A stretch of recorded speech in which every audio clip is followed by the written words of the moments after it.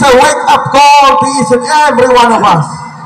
Ang nagatingwa kita sa isa ka maayo nga palaabuton paagi sa edukasyon sa aton mga kabataan. But it is sad to note that amat-amat nga nagarustak ining kalibutan. What happened? Ang nagabatiti sa mga kabataan, siyempre ginikanan. Ang nagabatiti sa mga negosyante, siyempre mga konsumidor.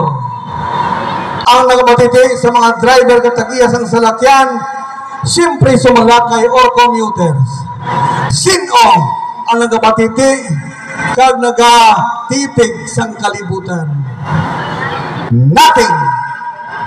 Now, ladies and gentlemen, nasubong lang naton na agyan nga na-declare ang atong eskwelahan wala klase tungod 44 ang heat index sa aton lugar.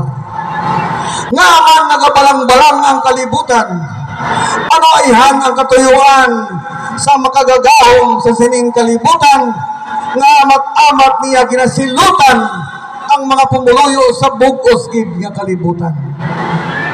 This time, we are celebrating our elementary day in Saraga. But this time, we are giving our hope to our queen and our king that by next time, by next year or some other time, this heat index will never and never and never happen again. Abi ninyo, bisan kami dito sa may Banwa sang Leon, ang nabukid nga bahin sa 2nd District of Iloilo, nagasala-sala ang pumuluyo, kulang ang tubig. Sumungan nga nagasobrang init, nga kalamatay pati mga hayop. Amat-amat nagaluntad ang gutom, dugangan pa nga nagamahal ang mga balaklon. Ining mga kabataan sa atong palibot, mga pinalangga kong mga ginikanan, bisan pa sa kabutlayan natong tanan, silang nagahatag sa aton sang inspirasyon, nga ipadayon ang aton kabutlayan.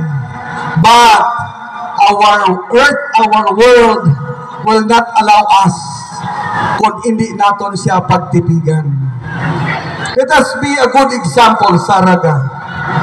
Put in your program and projects the environmental correction, the environmental rectification na suguran naton sa subong, base pa lang sa subo sa inadlaw nga mag-aabot ining mga elementary nga kabataan, mga doktor, abogado, inhinyero, kag nagapuyo sa isa ka matugnaw, mainuswagon nga komunidad sang Saraga tungod adlaw-adlaw may klase na.